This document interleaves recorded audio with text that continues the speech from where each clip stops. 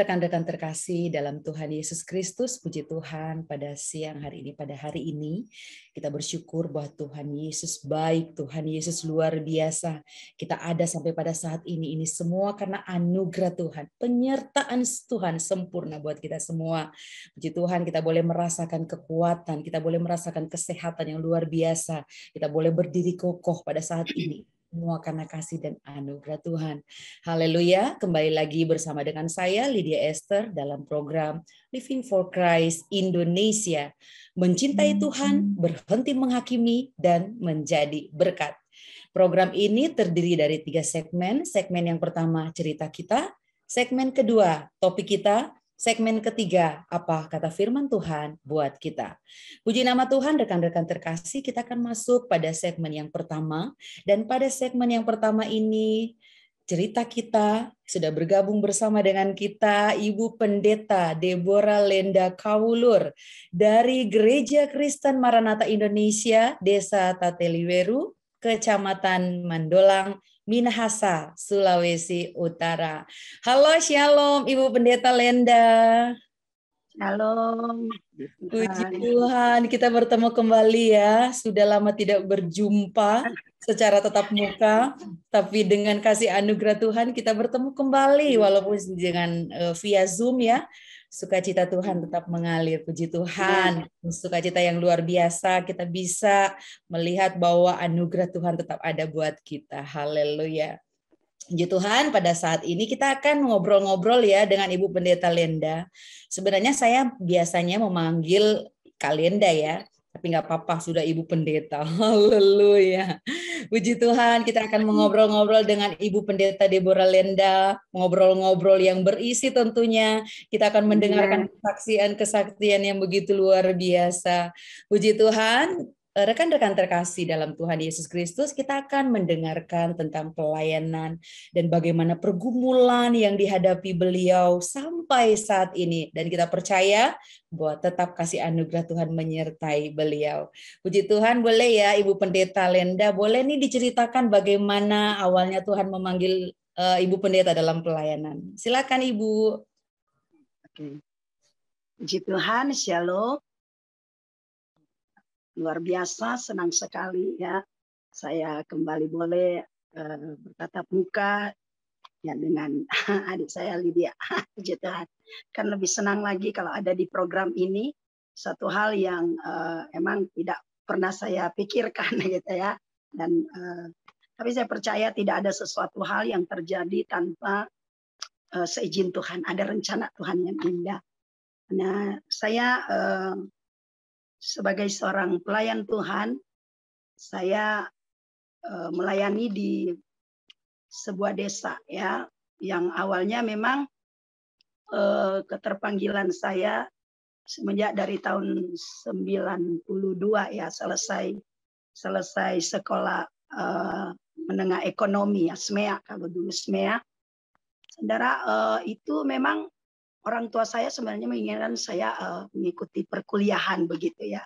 Karena memang masih dalam waktu itu taraf ekonomi, kayaknya orang tua mampu gitu bisa.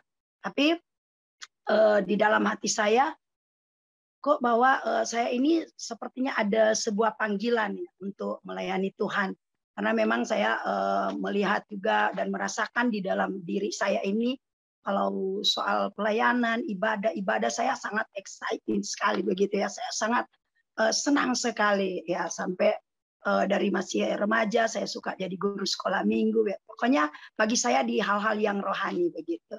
Nah, akhirnya saya mengikuti saya yang seharusnya orang tua suruh harus kuliah gitu ya, ambil ekonomi, saya nggak mau begitu, nggak jadi ya istilahnya. Dan akhirnya saya pergi ke daerah Langoan gitu ya. Saya mengikuti studi ya, sekolah Alkitab di sana.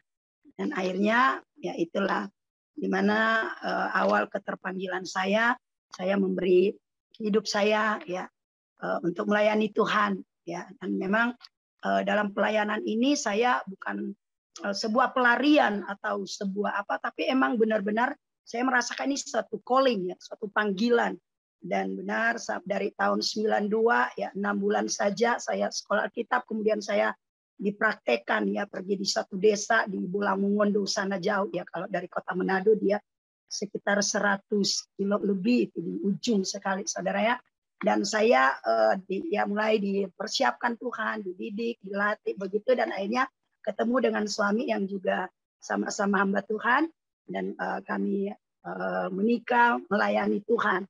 Dan sampai saat ini kami pindah ke pinggiran kota ya di daerah Manado, tapi kami di pinggir kota di luar masih termasuk di Minahasa. Nah di sana kami dari tahun 2000 kami jadi pembantu gereja wakil gembala begitu selama 8 tahun. Nah inilah cikal bakal sehingga kami merintis ya sebuah pelayanan 8 tahun kami membantu menjadi wakil gembala di sebuah gereja. Dan emang gembalanya masih juga apa ya kayak pebisnis juga, jadi dia mengembalakan karena dia juga punya pengalaman nasar kepada Tuhan. Waktu itu dia dapat penyakit kanker hati, tapi dia seorang bisnismen, dan akhirnya dia berjanji bernasar kepada Tuhan bahwa dia membangun pelayanan, dan kami bantu di situ menjemput bola karena mereka juga udah mikirnya mau naik ojek ya kan, mau keluar jauh ke kampung di sebelah yang di awal kami bantu. Nah makanya dengan cara Tuhan, dengan rencana Tuhan kami bisa diizinkan baik-baik oleh gembala teman kami yang kami bantu di situ, dan akhirnya sampai sekarang kami merintis ya dari kami keluarga, suami, 2 anak, waktu itu 4 tambah 3 orang jemaat, ada janda, kami bikin ibadah di rumah dulu begitu, 8 orang ya dari tahun 2010 ya. Kadang-kadang ya begitulah namanya merintis kan ya. Seperti itu ya, membebaskan, melepaskan ya, memberikan pengharapan kepada orang-orang yang susah, yang masih buntu begitu ya, tidak ada ya dalam kehidupan rohani pun memang saya melihat aduh kasihan juga ya, ada yang sampai bertahun nggak pernah ke gereja karena memang juga kondisi keluar itu mungkin ada 2-3 kilo, karena yang kami rintis di sini memang benar-benar nggak ada gerejanya gitu. Nah jadi itu itu aja. Luar biasa. Sungguh indah ketika kita meresponi panggilan Tuhan. Benar ya, Pendeta ya? Tuhan pasti akan memberikan atau menyertai kita. Ketika kita meresponi panggilan Tuhan, Tuhan akan berkarya buat pelayanan kita. Puji nama Tuhan. Di dalam pelayanan pasti kita ada banyak hal-hal yang kita alami ya. Ada suka dukanya atau bahkan semuanya itu berkesan buat kita ya. Nah, boleh Bu diceritakan pengalaman kita yang begitu mengesankan bersama dengan Tuhan. Haleluya. Silakan. Iya. Jadi kalau selama ini dalam pelayanan ada hal-hal yang memang benar-benar kalau mau dikatakan menjadi sejarah hidup begitu ya, itu memang selalu ada satu hal yang menjadi cerita begitu ya, ada kesannya, suka duka ada begitu. Cuman ada satu kali saudara suami ya begitu, kemudian saya juga melayani kadang di tempat yang hal yang sulit begitu ya. Satu kali ada pergi mendoakan, ada jemaat rumah mereka di seberang begitu, harus lewat lewat sungai, pas lompat dari batu ke batu, suami saya terpleset gitu, hampir hanyut begitu ya. Jadi ada satu hal yang mengesankan juga di dalam pelayanan. Pertolongan Roh Kudus, kami mendapat suatu terobosan begitu ya. Jadi awal saudara waktu sebelum pandemi itu kami nggak biasa ya doa setiap Jumat malam itu, kadang sebulan sekali doa doa semalam suntuk. Tapi waktu itu Tuhan kuat sekali ya, Roh Kudus ngomong. Akhirnya kami lakukan sepanjang tahun itu ya, sepanjang tahun 2019 itu setiap Jumat kami doa malam. Kami tidak tahu seperti ya. Baru selesai kami mengerti ada corona ini. Dan saudara emang memukul sekali begitu ya, berdampak sekali, jemaat ini nggak bisa. Kami juga kayak blank begitu, gimana ini? Nggak ada nggak ada alat media untuk apa. Tapi akhirnya Tuhan kasih kami berinisiatif. Kami keluar, saudara suami istri, kami pakai masker dan kami bikin perkunjungan ibadah di rumah-rumah. Nah bayangkan saya, itu hal yang mengesankan. Kenapa? Karena kadang ada 1 minggu ya kami harus bahagi jam begitu. Nah, ada jemaat-jemaat kami yang agak jauh juga di desa seberang. Nah, satu kali kami pergi di portal semua, saudara. Ditutup. Aduh, bagaimana? Kalau kadang jemaat kami sakit atau apa bla bla, kan memang udah lama juga nggak bisa ketemu begitu. Akhirnya kami lewat, saudara, kami disemprot dengan apa itu, saudara, sampai motor. Ya, hal-hal seperti itu sangat mengesankan sekali ya. Tapi sampai saat ini luar biasa. Tuhan Yesus tolong kami, tetap pelayanan berjalan, jemaat juga masih tetap terus bertumbuh ya iman mereka, dan kami dalam pelayanan, puji Tuhan, masih eksis sampai sekarang ya, masih sukacita melayani Tuhan. Amin, Nah, amin. Amin, haleluya. Tetap ada sukacita dalam pelayanan Tuhan. Haleluya. Puji Tuhan, kita tahu bahwa memang di masa pandemi ini banyak hal-hal yang gereja-gereja alami. Bahkan bukan hanya gereja, tetapi Indonesia juga mengalami dampak yang begitu luar biasa. Nah, boleh Bu Pendeta, boleh di-share ke kita ini selama pandemi ini bagaimana untuk mencukupi kebutuhan rumah tangganya. Boleh diceritakan ke kita, dibagi-bagikan ke rekan-rekan Living for Christ Indonesia. Memang sih ya, hari-hari ini dampak dari pandemi ini tentunya juga ya bersentuhan dengan kehidupan kami sebagai keluarga hamba Tuhan. Kadang ya agak apa juga ya, gimana, tapi di sini kami melihat bahwa Tuhan itu begitu banyak cara ya, karena memang mau bilang apa lagi, saudara, ya kami memang melayani full begitu ya, hanya doa, perkunjungan jemaat, tapi ada saja yang Tuhan bikin mujizat begitu, kayak kemarin ini juga memang mengesankan.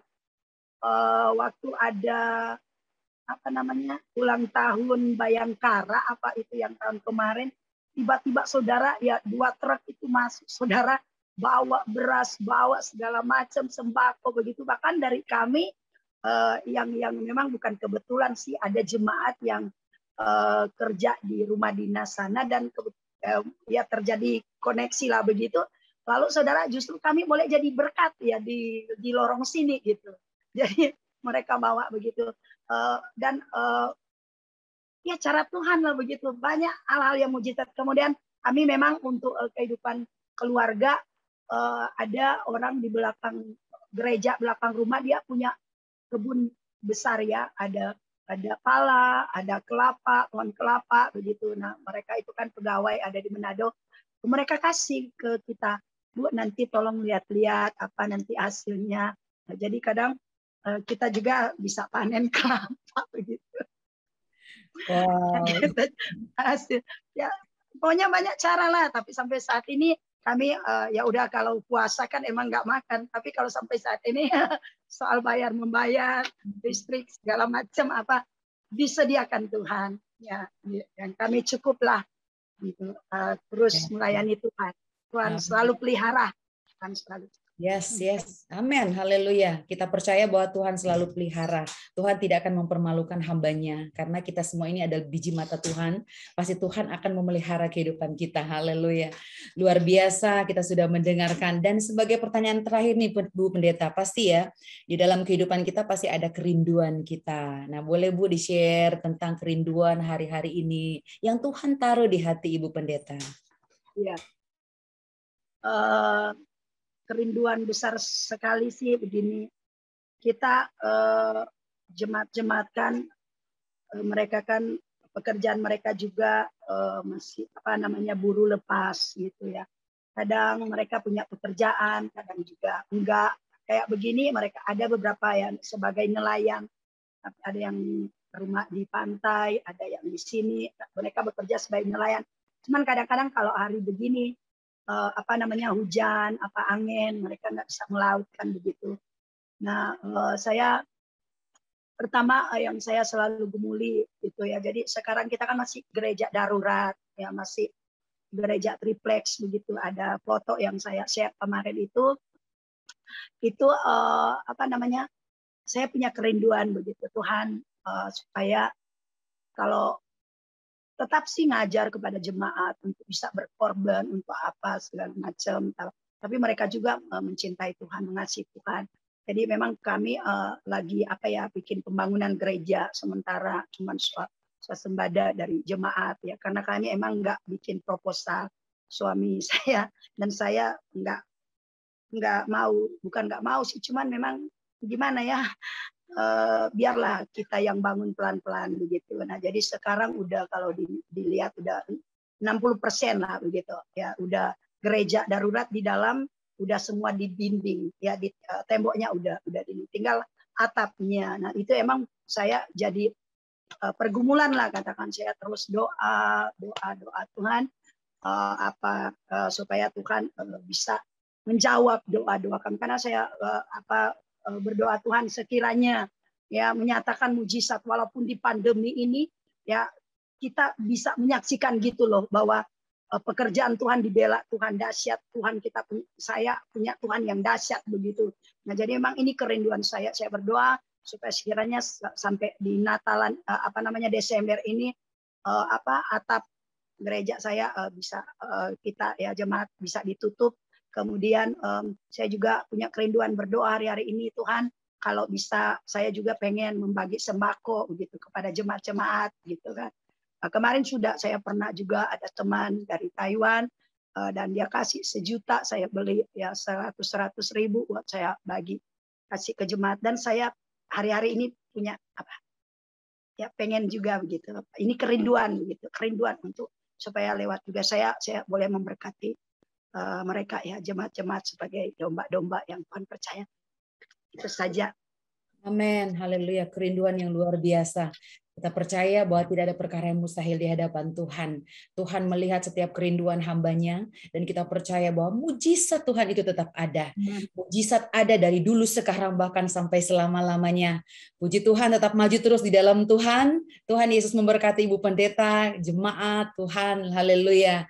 Kita sudah mendengarkan kesaksian yang begitu luar biasa. Terima kasih Ibu Pendeta. Sangat luar biasa obrolan kita pada saat ini yang sangat membangun saya tentunya dan kita semua, bahwa kita semua ada di dalam pekerjaan ladang Tuhan. Haleluya. Sekali lagi kami mengucapkan terima kasih kepada Ibu Deborah Lenda. Terima kasih buat pelayanannya pada siang hari ini. Terima kasih, Tuhan Yesus memberkati. Amin. Haleluya. Puji Tuhan, rekan-rekan Living for Christ Indonesia, kita sudah mendengarkan kesaksian yang begitu luar biasa. Kita sudah mendengarkan visi dan misi dari hamba Tuhan. Kita sudah mendengarkan perjuangannya di dalam melayani pekerjaan Tuhan. Tetap semangat, maju terus di dalam Tuhan. Dan pada saat ini saya akan memberikan kesempatan kepada Bapak Ibu yang rindu untuk mensupport pelayanan beliau. Bisa kami memberikan kesempatan untuk memberikan persembahan kasih Bapak Ibu melalui nomor rekening yang tertera di bawah ini. Kami percaya bahwa uluran tangan kasih rekan-rekan Living for Christ Indonesia tidak akan menjadi sia-sia, tetapi firman Tuhan berkata bahwa diberkatilah orang yang memberi dengan sukacita. Puji Tuhan, kita akan mengakhiri segmen yang pertama ini. Haleluya, Tuhan Yesus memberkati.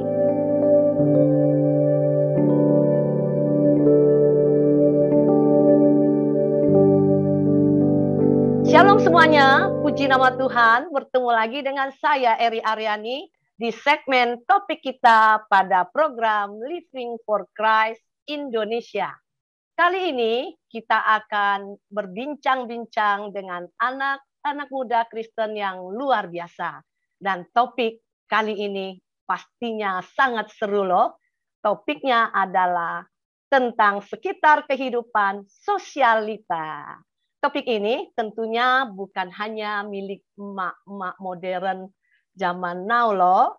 Pastinya sekarang juga merambah kepada kalangan-kalangan anak muda Kristen zaman sekarang. Nah, ini perlu dibahas secara terbuka oleh anak-anak muda Kristen. Apakah sosialita dan seberapa besar pengaruh kehidupan sosialita bagi iman anak-anak muda yang percaya? Nah, oke. Manusia adalah makhluk sosial. Pergaulan dan kehidupan sosial merupakan hal yang tidak terlepas dari kehidupan masyarakat. Nah, kehidupan sosial ini tentunya memunculkan cara dan gaya tersendiri bagi setiap orang untuk bersosialisasi. Nah, istilah sosialita ini muncul di abad ke-18-19 di Inggris, Amerika, itu untuk melukiskan kehidupan para istri atau mistris dari kalangan kerajaan atau bangsawan dalam kegiatan sosial. Loh, ternyata kehidupan sosialita yang sebenarnya sangat positif, bukan? Namun di zaman now ini, ketika kita mendengar kata sosialita, hal yang sering muncul dalam pikiran kita adalah borju, kemewahan, branded, ya, jalan-jalan ke luar negeri, arisan dengan nominal yang wow tentunya. Nah, bagaimana perspektif Alkitab berbicara tentang kehidupan sosialita? Karena kebanyakan dari anggota sosialita yang terlihat adalah wanita, maka talk show kita kali ini, Living for Christ Indonesia, memunculkan wanita-wanita cantik. Wow, telah hadir di tengah-tengah kita di dalam Zoom meeting ini sebagai narasumber seorang pastor wanita muda yang cantik. Ini dia, Pastor Hana Yosefina Bella. Shalom Pastor Hana. Shalom Cherry, shalom Apa semuanya. kabar? Luar biasa, puji Tuhan. Selamat datang di program kami Living for Christ Indonesia. Nah, kita mau kenal lebih dekat nih dengan pastor cantik ini. Mari Pastor Hana, silakan perkenalkan dirinya. Halo teman-teman semua, shalom. Saya Hana dari GBI Visi Pemulihan. Saya adalah ibu rumah tangga, mempunyai dua anak laki-laki. Yang pertama umur 8 tahun, yang kedua umur 5 tahun. Dan sehari-hari saya hanya mengurus rumah tangga dan melayani Tuhan. Itu saja, terima kasih. Haleluya. Wah, pastornya ini cukup sibuk ya. Ini bukan hanya di pelayanan, tapi juga urusin rumah tangga. Wah, ini contoh yang luar biasa. Pastor yang muda, yang cantik ini, kita panggil kakak saja ya, karena masih muda. Oke, Pastor Hana, boleh kita panggil Kak Hana ya? Boleh, silakan. Oke, puji Tuhan. Nah, telah hadir juga dua anak muda yang cantik-cantik pula. Ini dia, Veronica Shania. Dan biasa dipanggil Shania ya. Oke, silakan Shania cerita sedikit tentang dirimu, silakan. Shalom semuanya, nama saya Veronica Shania, benar biasa dipanggil Shania. Saya ini guru SD dan kebetulan juga aktif di gereja dari sekolah sampai kuliah sampai sekarang. Puji Tuhan. Shalom Shania, selamat datang di Living for Christ Indonesia. Dan selanjutnya ada Perda Mawati Waru. Biasa dipanggil Perda. Silakan Perda, cerita sedikit tentang dirimu. Ya, shalom semuanya. Shalom. Nama saya Perda Mawati Waru, biasa dipanggil Perda. Saya alumni di Sekolah Tinggi Teologi Pelita Bangsa, dan sekarang kerja di STT Pelita Bangsa juga jadi staf pendidikan, dan lagi berencana untuk lanjut studi juga di pasca sarjananya. Terima kasih. Puji nama Tuhan. Wow, ternyata ini wanita-wanita yang luar biasa. Baik, kita tidak lagi membuang waktu, kita mulai saja. Yuk kita ikuti bincang-bincang mereka tentang sosialita. Silakan Shania atau Perda yang mau mulai bertanya dulu kepada Kak Hana, silakan.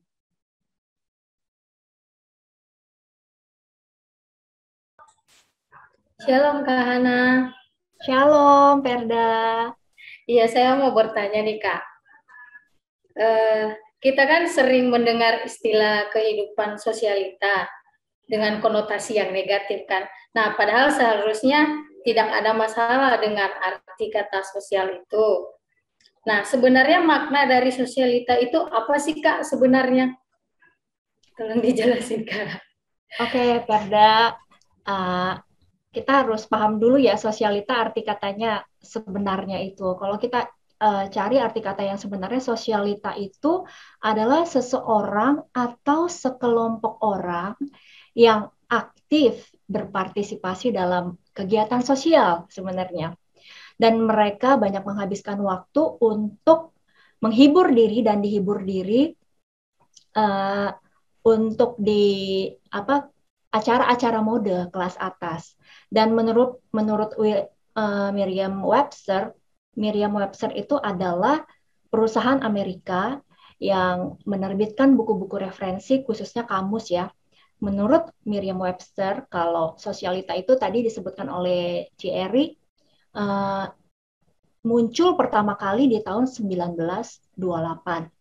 Sebenarnya kalau kita lihat kata sosialita, socialite, sosial dan elit. Sosial ya artinya aktif membantu sesama, aktif dalam kegiatan sosial. Elit yaitu berada dalam kalangan atas atau kalangan mempunyai derajat yang tinggi. Nah, kemudian makna sosialita itu seperti tadi dikatakan oleh Thierry, mengalami pergeseran makna seperti yang kita tahu sekarang. Kalau kita dengar sosialita itu, apa sih yang ada di pikiran kita? Yang pertama mungkin kehidupan yang glamor, kehidupan yang mewah, hedonisme, suka pamer, gitu kan. Yang kalau kita, wah sosialita nih, dia sosialita, oh punya hidup yang mewah nih. Jadi gaya hidup dijalani sebatas untuk menunjukkan kekayaan dan membangun citra diri atau image orang tersebut. Nah, bahayanya pergeseran makna sosialita ini, kalau kita browse di YouTube, itu banyak sekali kasus-kasus orang yang sebenarnya penghasilannya pas-pasan, tetapi mengejar kehidupan yang seperti sosialita. Mereka bahkan menghalalkan segala cara untuk punya hidup seperti sosialita, bisa hidup mewah, bahkan bisa kemana-mana pakai jet pribadi, punya liburan yang mewah, nginep di hotel-hotel yang mewah, gitu loh. Jadi semua tuh dikejar untuk punya hidup seperti sosialita, padahal mereka sebenarnya tidak punya uang. Akhirnya apa? Menipu, gitu loh, melakukan tindakan-tindakan kriminal. Itu adalah fenomena yang terjadi saat ini, gitu loh. Saya kira demikian, Ferda. Oh iya, berarti tidak melulu negatif ya Kak, arti dari kata sosialita itu sendiri. Bisa, maksudnya ada posisi baik, ada baiknya gitu. Hanya mungkin mindset orang, kadang-kadang kan mindset orang yang berbeda soal itu. Seperti kata kakak tadi kan mungkin mereka pengen punya pola hidup yang hedonisme dengan menghalalkan segala cara gitu ya. Nah itu yang sudah lari gitu, yang udah nggak benar gitu. Oke, terima kasih Kak Hana. Sama Ferda. Kak, aku boleh nanya ya? Silakan Sania. Ya, jadi di zaman now ini ya, zaman sekarang kan kemudahan untuk mengakses media sosial itu gampang ya Kak, mudah banget sekarang kita untuk mengakses informasi, seperti mungkin bangun tidur langsung buka ada Instagram gitu, kita bisa lihat gitu kan informasi dari orang-orang sekitar nih Kak. Jadi kita tahu untuk hal-hal tersebut kayak itu udah jadi tren gitu ya Kak. Aku mau nanya, kira-kira ada nggak sih Kak dampaknya kehidupan sosialita itu bagi gaya hidup anak muda Kristen sekarang ini? Oke, kalau ditanya soal dampaknya ada nggak sih? Saya percaya ya kalau kita anak-anak muda pasti semuanya punya account media sosial kan, jadi udah nggak asing lagi deh namanya Instagram. Kalau misalnya kayak gitu berarti dampaknya ada nggak? Pasti ada. Apalagi yang tadi kita bilang, dari pergeseran makna itu ya, makna yang negatif akhirnya. Dampaknya apa sih? Kalau dulu, Eri juga tadi sempat bilang kalau misalnya sosialita itu adalah kalangan emak-emak, ibu-ibu arisan sosialita. Kita sering banget kan dengar kayak gitu. Tapi sekarang, kelompok-kelompok remaja menamakan dirinya remaja sosialita. Berarti sudah bergeser nih. Yang tadinya kaum-kaum yang dewasa, sekarang udah remaja-remaja. Jadi dampaknya ada nggak? Pasti ada. Nah, oleh sebab itu muncul generasi-generasi muda yang apa? Hedonisme. Jadi konsumtif, membeli barang, membeli sesuatu bukan karena kebutuhan, karena hawa nafsu semata untuk dilihat orang. Dan yang kedua adalah dampaknya adalah muncul generasi-generasi muda yang materialistis. Kalau kita sekarang udah sering dengar ya kalau anak-anak muda gitu materialistis. Jadi menilai sesuatu, segala sesuatu itu dinilai dengan uang. Jadi bahkan menilai hubungan dia dengan orang lain semua dinilai dengan uang. Jadi nggak mau bergaul atau menutup diri dari orang-orang yang mungkin dianggap stratanya itu tidak setara dengan dia. Dan yang ketiga, dampaknya apa sih? Ya, itu suka pamer. Jadi pamer gaya hidup mewah, pamer barang-barang mewah. Jadi ada yang bilang gini, kalau nggak pamer tuh gelisah gitu hidupnya. Jadi segala sesuatu tuh harus pamer gitu. Nah, tapi banyak anak-anak muda yang udah bijak. Akhirnya punya sosialita itu punya dampak yang positif gitu loh. Banyak anak-anak muda juga yang sudah tahu apa sih sebenarnya makna sosialita. Mereka lihat juga konten-konten sosialita yang mungkin punya konten di Instagramnya ini konten-konten yang positif, konten bersosialisasi, membantu sesama. Dan dampaknya anak-anak muda sekarang juga banyak loh yang punya aktivitas sosial membantu sesama tuh yang luar biasa. Apalagi ini di era pandemi seperti sekarang ini. Kita lihat banyak anak-anak muda turun ke jalan, membagikan sembako, membagikan makanan untuk saudara-saudara kita yang kurang mampu, dan menggalang dana untuk juga membantu saudara-saudara kita di tengah susahnya pandemi ini. Jadi saya rasa ada dampaknya yang positif dan ada juga yang negatif gitu.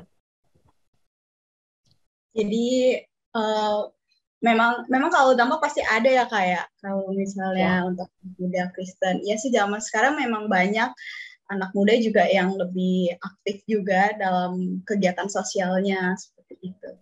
Iya betul. Terima kasih Kak. Sama-sama Sania. Karena saya mau bertanya lagi nih Kak. Boleh toh Kak? Oh, Perda cantik, silakan. Oke Kak. Nah, pertanyaan selanjutnya nih dari Perda, bagaimana kita sebagai anak Tuhan menyikapi kehidupan sosialitas sekarang ini nih Kak? Nah, kalau itu saja. Kalau dibilang kita sebagai anak Tuhan, bagaimana kita menyikapi kehidupan sosialita? Kalau saya bilang simpel banget ya. Mau dibilang sosialita itu kehidupannya glamor, hidupannya hedonisme, materialistis, suka pamer, sikap kita sebagai anak Tuhan, ya satu, yang pertama adalah jangan menghakimi. Firman Tuhan katakan, jangan menghakimi supaya kamu juga tidak dihakimi. Jadi orang yang baik akan mengeluarkan hal-hal yang baik dari perbendaharaan yang baik. Dan orang-orang yang tidak baik akan mengeluarkan hal-hal yang tidak baik dari perbendaharaannya yang tidak baik. Jadi jangan menghakimi. Setiap kata sia-sia yang kita ucapkan akan kita pertanggungjawabkan di hadapan Tuhan.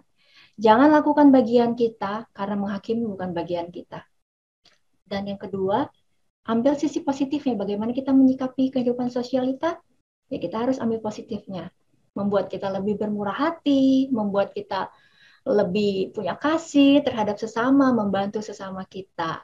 Itu. Luar biasa. Terima kasih Kak Hana. Jadi kita harus menjadi apa ya? Sebenarnya kita kalau misalnya kita sudah punya, hidup kita udah cukup, mestinya kita harus jadi berkat ya, harus ada dampak bagi orang lain.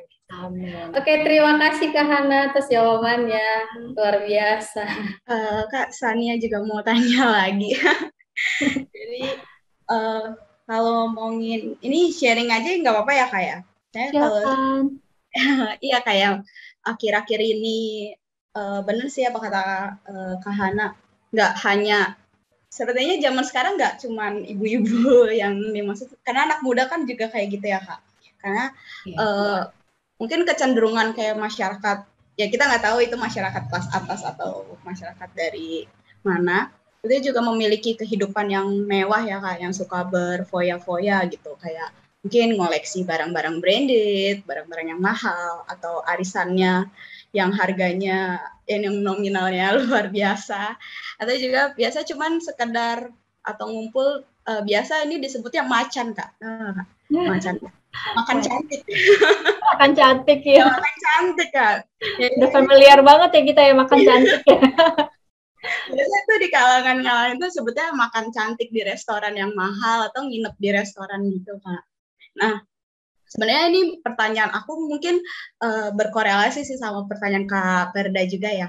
Kalau Kak Perda kan hanya kayak gimana menyikapi kehidupan sosialita tersebut. Kalau aku tuh bingungnya gini, Kak, gimana sih kayak kita untuk sebagai anak Tuhan ya, untuk menghadapi sikap kita untuk menghadapi pengaruh dari gaya hidup hedonisme kayak gitu-gitunya Kak.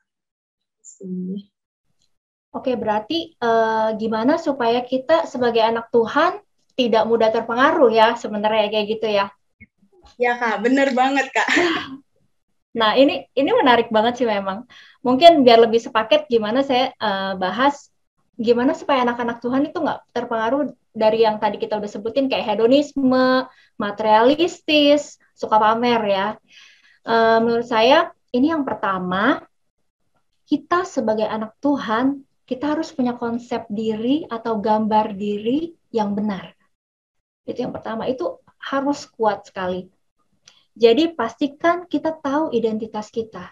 Kita bangun gambar diri kita, konsep diri kita di dasar yang teguh. Gitu loh. Apa sih dasar yang teguh? Dasar yang teguh adalah firman Tuhan. Nah, kita harus membangun atau memiliki konsep atau gambar diri kita ini selaras dengan bagaimana Tuhan menciptakan kita. Di Kejadian 1 ayat 26, saya bacakan, kita diciptakan menurut gambar dan rupa Allah. Itu dulu konsep yang pertama. Kita diciptakan menurut gambar dan rupa Allah. Jadi setiap kita unik, Tuhan mengasihi kita dengan luar biasa. Kita harus tahu itu. Tapi iblis dengan berbagai cara mau merusak image Allah di dalam diri kita. Nah, gimana caranya? Dan akhirnya manusia itu punya konsep diri yang salah, berpikir bahwa dirinya itu tidak berguna, dirinya itu tidak dicintai, tidak memiliki, dan tidak dimiliki, merasa tidak berharga. Itu adalah akibat kita membangun konsep diri pada dasar yang tidak teguh, yaitu perasaan kita, pikiran kita, dan penilaian dari orang lain. Dan karena punya konsep diri yang keliru itu, akhirnya timbul pemikiran-pemikiran yang mudah terpengaruh oleh orang lain. Akhirnya kita haus akan penerimaan dari orang lain. Melakukan berbagai cara untuk dapat diterima oleh orang lain. Dan punya pola pikir yang membanding-bandingkan nih hidup kita dengan orang lain atau membandingkan si A dengan si B gitu loh. Jadi menggunakan ukuran seberapa uang atau harta kekayaan yang orang punya itu untuk menjadi ukuran memberikan price tag lah atau value seseorang atau diri kita sendiri. Karena punya konsep diri yang salah. Intinya yang pertama adalah kita harus punya konsep diri yang benar, sesuai dengan Tuhan menciptakan kita. Dan yang kedua, ini penting banget, bagaimana supaya kita tidak gampang terpengaruh. Yang kedua adalah perhatikan pergaulan kita. Gitu loh, benar-benar perhatikan pergaulan kita. Firman Tuhan jelas katakan, jangan sesat. Pergaulan yang buruk merusakkan kebiasaan yang baik. Tapi kadang-kadang kita membijaksanai ya, oh nggak apa-apa lah, saya bergaul dengan dia ya saya nggak akan terpengaruh lah. Tapi ingat, kita harus kembali lagi ke firman Tuhan. Pergaulan yang buruk merusak kebiasaan yang baik. Jadi perhatikan lingkungan kita, Perhatikan dengan siapa kita bergaul, bahkan perhatikan kita follow siapa-siapa aja nih di Instagram, apakah itu membangun atau tidak, dan berhati-hatilah kagum dengan orang gitu loh. Karena semua itu akan membentuk pola pikir kita dan membentuk karakter kita. Kalau kita bergaul dengan orang-orang yang hedonisme, materialistis, suka pamer, ya kita akan menganggap semua itu adalah hal yang biasa karena lingkungan kita seperti itu semua. Jadi jangan buang waktu kita dengan pergaulan yang salah, karena kita bergaul dengan siapa hari ini akan menentukan masa depan kita. Jadi yang kedua, supaya kita tidak mudah terpengaruh adalah pilih pergaulan yang benar. Dan ketiga, nah ini penting banget ya, supaya kita nggak terpengaruh dengan hidup hedonisme. Yang ketiga adalah kita belajar tahu diri. Hiduplah sesuai dengan kemampuan. Kalau istilah sekarang tuh BPJS, budget pas-pasan, jiwa sosialita. Orang ya kemampuannya segitu, tapi jiwanya sosialita, akhirnya menghalalkan segala cara untuk punya kehidupan yang akhirnya yang standarnya segini nih, ya standar hidup sosialita. Ya nggak bisa. Jadi standar hidup yang kita pakai harus sesuai dengan kemampuan kita, gitu loh. Jangan ikut-ikutan orang lain, jangan pakai standar orang lain, karena setiap orang itu berbeda. Jadi jangan sampai kita terjebak oleh standar yang kita tetapkan tapi tidak sesuai dengan kemampuan kita. Itu penting sekali. Berhenti membanding-bandingkan diri kita dengan orang lain. Ingat, uang bukan segala-galanya. Tapi kalau misalnya kita sering dengar kan, uang bukan segala-galanya, Kak. Tapi segala-galanya butuh uang. Sering banget kan kita dengar kayak gitu kan. Ya, segala-galanya itu, tapi standarnya ada di mana gitu loh. Standarnya ada di mana segala-galanya itu. Tetapkan standarnya sesuai dengan kemampuan kita. Supaya kita tidak terjebak. Di Filipi, firman Tuhan katakan seperti ini. Kukatakan ini bukan karena aku kekurangan. Sebab aku telah belajar mencukupkan diri dalam segala keadaan. Belajar cukupkan diri kita, jangan pakai uang untuk ukuran kebahagiaan kita. Karena uang gak pernah cukup. Uang gak akan pernah cukup. Kita punya segini sekarang, bulan depan kita kali lipat lagi, berganda lagi, itu gak akan pernah cukup. Kayak itu kurang terus. Siapa mencintai uang tidak akan puas dengan uang, pengkhotbah katakan. Siapa mencintai kekayaan tidak akan pernah puas dengan penghasilannya. Banyaknya uang bukan segala-galanya. Itu kita sebagai anak muda kita harus tahu. Setiap orang dikaruniai kekayaan, dan supaya kita bisa menikmatinya itu hanya kasih karunia Tuhan. Dikatakan seperti itu. Jadi seberapapun yang kita punya, kita bisa menikmatinya. Yang dikatakan karunia menikmati, itu hanya Tuhan yang bisa bikin kita jadi bisa menikmati berkat Tuhan, apa yang Tuhan kasih buat hidup kita. Jadi berkelimpahan uang bukan segala-galanya. Yang bisa bikin kita menikmati itu cuma Tuhan. Pandemi ini mengajarkan kita banyak hal loh. Benar-benar pandemi termasuk saya juga. Uang tidak bisa beli nyawa. Kalau Tuhan mau panggil, seberapapun banyaknya uang yang kita punya, kita nggak bisa apa-apa. Jadi uang bukan segala-galanya. Tapi Tuhan adalah segala-galanya dalam hidup kita. Amin. Itu saja, Sania. Makasih banget, Kak. Itu terberkati banget. Aku setuju sih, kayak harus tahu identitas diri dulu ya, Kak, yang paling penting ya sama firman Tuhan. Terus pilih-pilih pergaulan juga itu penting banget sih, Kak, kayaknya untuk anak-anak muda zaman sekarang. Untuk aku. Terima kasih banget, Kak. Udah dikasih. Sama-sama, Sania. Kak Ana luar biasa nih. Saya juga jadi terberkati dan kayaknya cross check diri lagi sih. Wah benar juga sih ya. Karena gini, manusia itu keinginannya misalnya dia udah dapat ini, pasti ada keinginan lagi yang lebih dari yang apa yang sudah dia dapatkan gitu. Jadi di sini juga saya diingatkan lewat tadi sharing Kak Hana yang Kak Hana sampaikan bahwa kita belajar mengucap syukur dengan apa yang kita punya gitu. Karena kalau kita nggak belajar mengucap syukur, kita pasti kurang terus, dan kita tidak tahu berterima kasih dengan apa yang kita punya gitu. Terima kasih Kak Hana, saya jadi diberkati dan diingatkan kembali gitu.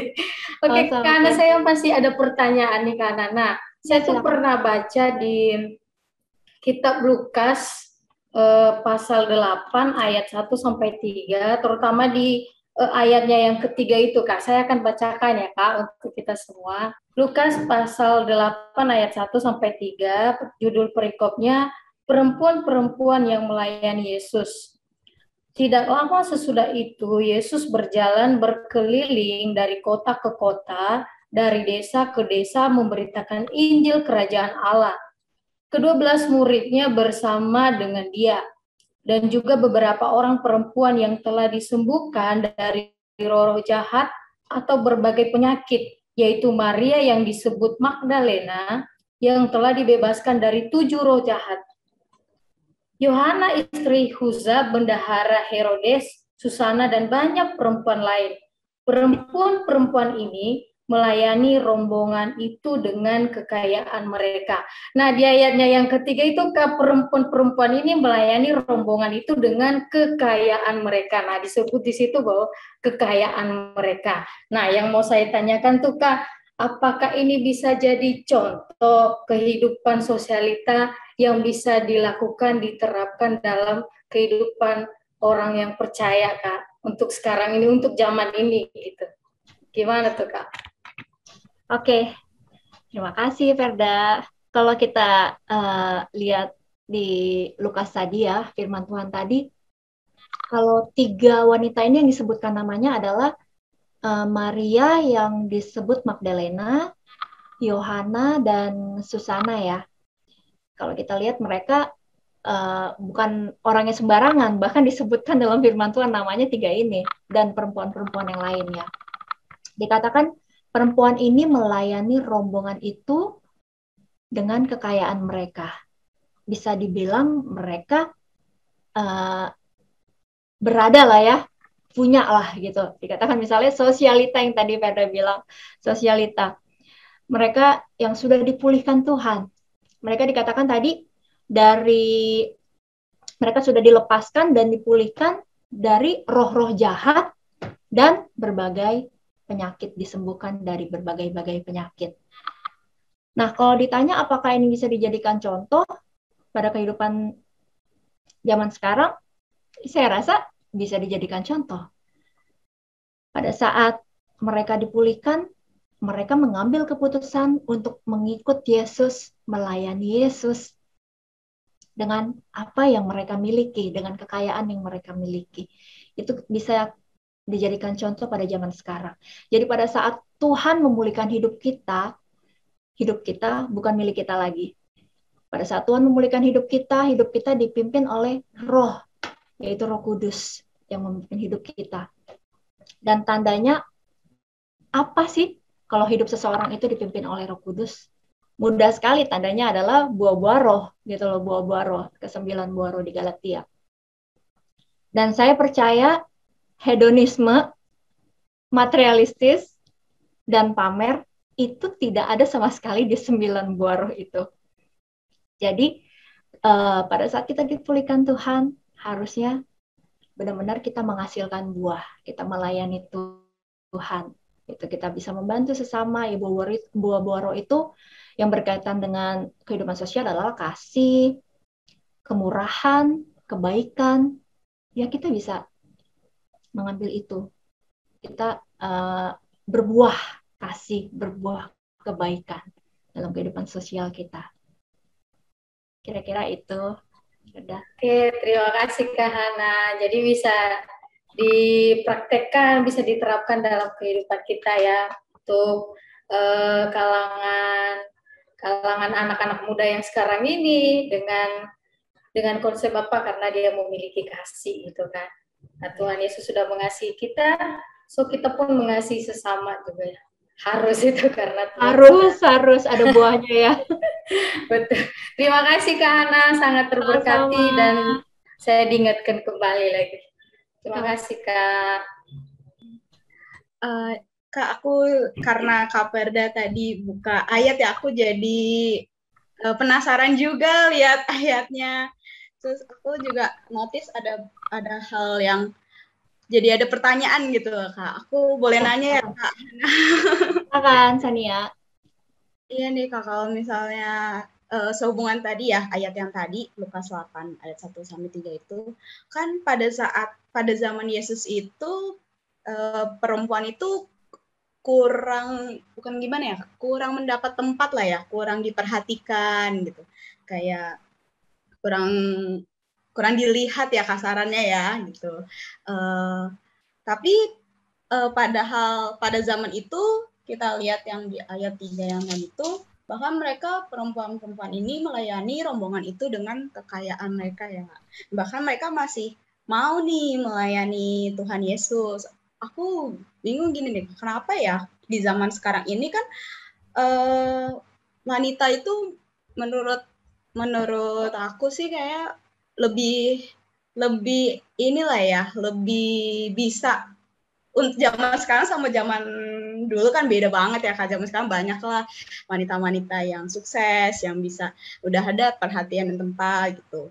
Nah, kalau yang aku bingung kenapa di zaman sekarang ini semakin terbuka opportunity, semakin terbuka kesempatan. Kenapa banyak wanita elit Kristen itu yang justru malah berbuat kebalikan gitu Kak. Malah jadi bergaya hidup hedonisme yang tadi sudah kita bahas nih gitu.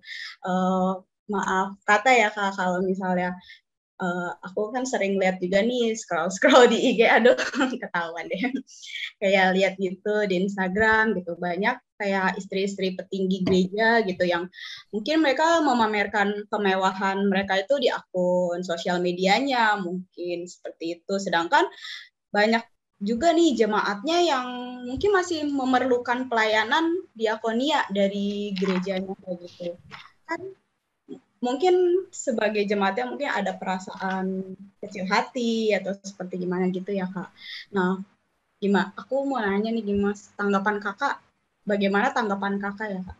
Maksudnya apakah mereka tidak mengerti firman atau bagaimana? Kasih Kak.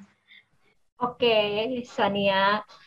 Kalau saya dengar dari pertanyaannya, saya bisa bilang ini kira-kira ada 2 poin ya di sini. Bagaimana tanggapan mengenai wanita elit Kristen atau tadi istri-istri para petinggi gereja yang pamer kemewahan di media sosial.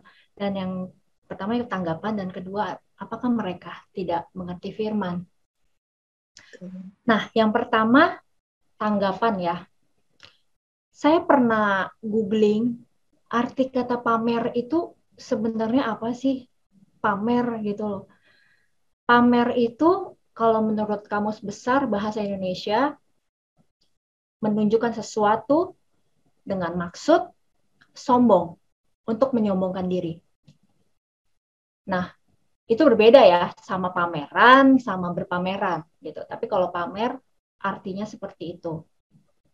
Kita bisa garis bawahi dengan maksud untuk menyombongkan diri. Berarti emang udah tujuan, ini kan dengan maksud, berarti ada tujuan, maksud itu tujuan, dengan tujuan untuk menyombongkan diri. Nah, maksud hati seseorang itu tuh sebenarnya, saya mau tanya deh, siapa yang tahu sih? Bahkan orang terdekat kita sekalipun kadang-kadang nggak tahu loh isi hati kita sebenarnya. Tapi Tuhan tahu isi hati seseorang, Tuhan tahu. Saya mau buka satu ayat di Mazmur 22 ayat 21. Masakan Allah tidak menyelidikinya karena ia mengetahui rahasia hati. Jadi sampai kedalaman hati kita, hati seseorang, Tuhan itu tahu. Jadi urusan hati seseorang, mau dia pamer kek, mau dia enggak pamer kek, itu urusan dia sama Tuhan. Kalau ditanya tanggapan. Itu urusan dia sama Tuhan. Karena di hadapan Allah tidak ada yang tersembunyi. Kok wanita-wanita petinggi gereja atau wanita elit Kristen kok pamer-pamer sih? Tadi balik lagi di pertanyaan ke berapa tuh cara kita menyikapi yang tadi ya. Jangan menghakimi. Bagian kita bukan menghakimi. Jangan menghakimi supaya kita pun juga tidak dihakimi. Jadi jangan menghakimi orang itu pamer kek atau segala macam. Bagian kita adalah sebagai anak Tuhan ya tetap kita berjalan dalam firman Tuhan. Kalau firman Tuhan bilang jangan menghakimi, ya jangan menghakimi. Bisa aja memang ya orang itu ya tidak pamer. Dia posting di Instagram misalnya dia punya apa ya tas LV misalnya gitu. Ya bisa aja itu memang standar kehidupan dia, ya dia mampu, dia tidak maksud pamer, dia hanya membagikan sebuah momen, bisa aja, gitu loh. Jadi apalagi kalau standar kehidupan kita tidak sama dengan orang, bukan berarti kita menghakimi orang itu pamer, gitu loh. Jadi jangan kita menghakimi orang, jangan iri, yang pasti, jangan dengki ngelihat orang, wih, kadang-kadang kalau dibilang kata pamer, sebenarnya apa sih ukuran pamer itu? Orang posting misalnya minum bubble tea aja, pamer amat sih, kadang-kadang kayak gitu kan. Jadi kita harus introspeksi diri kita sendiri juga, gitu loh. Apa hati kita juga ya nggak bener gitu loh. Sebenarnya kita menghakimi orang itu pamer atau enggak. Jadi kalaupun wanita-wanita elit Kristen atau petinggi-petinggi gereja yang tadi dibilang sama Sania itu memang bermaksud pamer, ya itu bukan urusan kita, itu urusan dia sama Tuhan. Karena yang tahu maksud hati seseorang itu adalah Tuhan. Apakah mereka mengerti firman atau tidak? Kalau ditanya seperti itu, balik lagi yang tadi. Seseorang yang dipimpin Roh Kudus mengikut Tuhan, buktinya apa? Ya pasti menghasilkan buah-buah roh. Dan balik lagi, pamer itu tidak ada di dalam buah-buah roh. Itu. Terima kasih, Sania. Terima kasih banget, Kak. Jadi benar-benar introspeksi juga sih ya, Kak. Jawaban dari Kak Hana benar sih sebenarnya kita nggak bisa lihat dari pihak itu aja ya, Kak. Maksudnya yang mungkin memamerkan gitu. Kita juga sebagai anak muda atau orang yang lihat juga harus introspeksi juga. Aku setuju banget sih, Kak. Makasih banget, Kak Hana. Sama-sama, Sania. Puji nama Tuhan. Luar biasa, Pastor Hana. Saya juga sendiri diberkati loh. Keren banget. Tapi sayang sekali ya waktu kita terbatas. Kita harus mengakhiri obrolan kita kali ini. Pasti teman-teman yang menonton mempunyai banyak pertanyaan sepertinya. Kita harus akhiri, tapi teman-teman boleh menulis komen atau pertanyaan yang mengganjal. Teman-teman boleh tulis di kolom komen, oke? Nah, sebagai penutup, Pastor Hana, apa ada closing statement yang mau disampaikan khususnya buat anak-anak muda sehubungan dengan topik sosialita ini? Silakan, Pastor Hana. Oke, sebagai penutup, saya akan bacakan satu ayat di Mazmur 119 ayat 9. Dengan apakah seorang muda mempertahankan kelakuannya bersih dengan menjaganya sesuai dengan firman Tuhan. Tuhan sendiri yang sudah memberikan jawaban-jawaban bagi setiap kita untuk hidup menurut firman Tuhan. Jadi renungkanlah firman Tuhan, rajin-rajin baca firman Tuhan. Karena pada dasarnya Tuhan itu mau kita selamat. Tuhan itu tujuannya mau kita selamat. Tapi iblis yang mau kita binasa. Jadi kita harus jeli sebagai anak Tuhan. Apabila kita mempunyai gambar diri yang rusak, yang tadi kita udah bahas, gambar diri, konsep diri yang salah, kita datang sama Tuhan. Kita bilang, Tuhan, pulihkan hatiku, pulihkan pemikiranku, gambar diri yang rusak ini. Saya percaya Roh Kudus bisa menyembuhkan kita, Roh Kudus bisa memulihkan hidup kita. Roh Kudus yang membantu kita punya konsep diri, gambar diri yang benar menurut gambar dan rupa Allah, menurut bagaimana Tuhan menciptakan kita. Karena kita ini unik, kita ini biji mata Tuhan. Tuhan sangat mengasihi kita. Dan yang kedua, ambil komitmen untuk mempunyai lingkungan pergaulan yang sehat. Jangan bergaul dengan orang-orang yang istilahnya toxic people ya sekarang ya. Istilahnya toxic people yang membawa kita bukan membangun hidup kita, tapi malah menjatuhkan kita dan menjauhkan kita dari Tuhan. Ambil sikap, ambil komitmen, jangan buang waktu kita sia-sia dengan bergaul yang tidak baik. Gitu loh. Karena pergaulan kita hari ini menentukan masa depan kita. Dan yang ketiga, hiduplah sesuai kemampuan. Sebagai anak muda kita juga harus belajar bersikap, bersyukur. Bersyukur sama apa yang Tuhan berikan buat hidup kita. Yang bisa buat kita menikmati semua berkat Tuhan itu cuma Tuhan doang. Cuma Tuhan doang. Put God first. Because Jesus is everything. God is everything. Not your money. Terima kasih, Tuhan Yesus memberkati. Luar biasa. Amin, amin. Dahsyat. Tuhan Yesus dahsyat.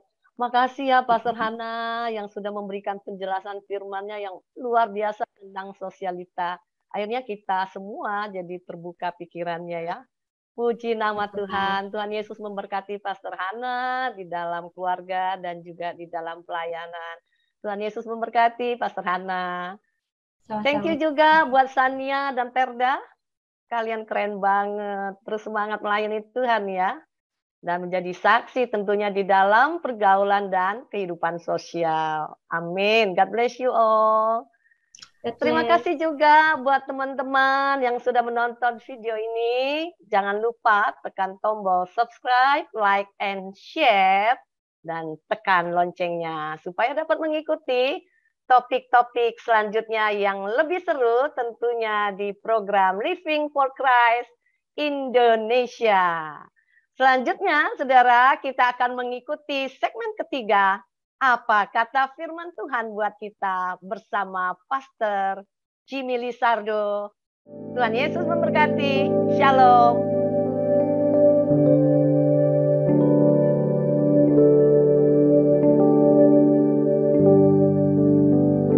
Shalom rekan-rekan terkasih dalam Yesus Kristus. Diskusi yang luar biasa, diskusi yang menarik dari Pastor Hana, dari juga teman-teman Sister Sania dan juga Sister Perda, membicarakan tentang sosialita, kehidupan bersosial, ya, bagaimana kehidupan yang hedonis dan sebagainya. Nah, kita hari ini di dalam apa kata firman Tuhan dari topik sosialita, ada beberapa hal yang kita bisa pelajari. Mari kita buka Matius 5 ayat 13 sampai dengan 16. Matius 5 ayat 13 sampai 16. Kamu adalah garam dunia. Jika garam itu menjadi tawar, dengan apakah ia diasinkan? Tidak ada lagi gunanya selain dibuang dan diinjak orang. Kamu adalah terang dunia. Kota yang terletak di atas gunung tidak mungkin tersembunyi. Lagi pula orang tidak menyalakan pelita lalu meletakkannya di bawah gantang, melainkan di atas kaki dian, sehingga menerangi semua orang di dalam rumah itu. Ayat 16. Demikianlah hendaknya terangmu bercahaya di depan orang, supaya mereka melihat perbuatanmu yang baik dan memuliakan Bapamu yang di surga. Jadi perdebatan tentang sosialita, apakah boleh ya mereka dengan menunjukkan gaya hidup mereka dan sebagainya. Dalam hal ini saya tidak dalam konteks menjawab boleh atau tidak boleh tentang gaya hidup bersosialita. Saya tidak dalam konteks menghakimi, tapi hari ini kita belajar bersama-sama bahwa kita sebagai murid Kristus harus menjadi garam dan terang dunia.